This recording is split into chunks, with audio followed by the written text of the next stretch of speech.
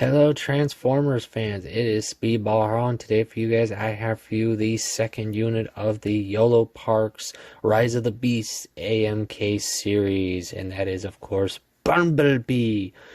And yes, this is a model kit, guys, so if you were wondering can he transform, no, sorry guys. But he does make up for that with with movie accurate details, articulation, and just fun posability, which that's always something to always enjoy when it comes to a model kit. So if you're wondering those questions. So yes, let's take a look at him, guys. As you guys can see,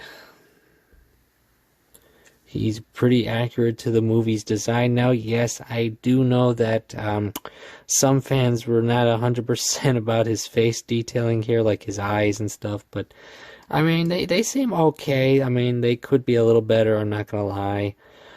But yeah, I mean, that's how they did it, and it's pretty nice. Oh, and quick fun fact, he can do these with his fins. I like that, that's fun. So yeah, okay, let's take a quick look at all the details on him, guys. Really nice, fun little fact. You can spin the wheels.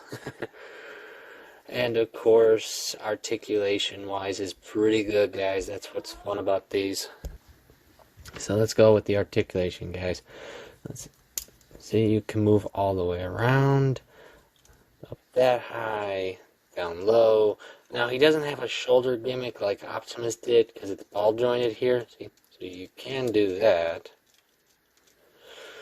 As for upper torso, he can do this, just like Optimus could, but with a bit of an edge like that.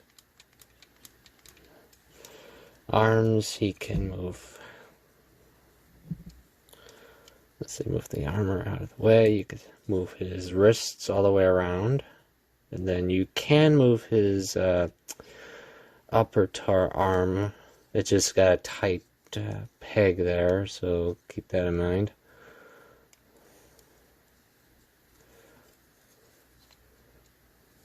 And the shoulder armor here can move up and down and out a bit. And hands, just like Optimus, ball joint, so swappable. And he can move his arm about that far out and such like that. As for his head, guys, ball joints, so he can move it all the way around, back and forth.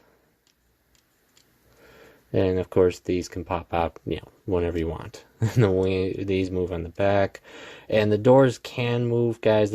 Mine are just tight because of the peg, but yeah, you can move them if you want. As for legs, luckily there's no armor, so yeah, you can have him kick himself if you really wanted to, guys. That far, bend it that far. His foot can go that far out in before bumping to armor, side to side.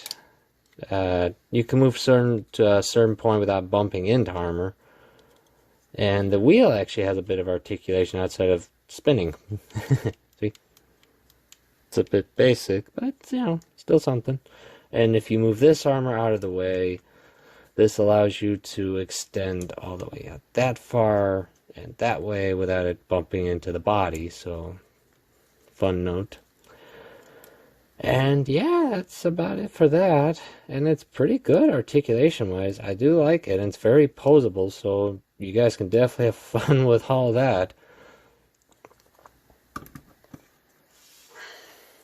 As for accessories, well, if you saw my Optimus vid, well,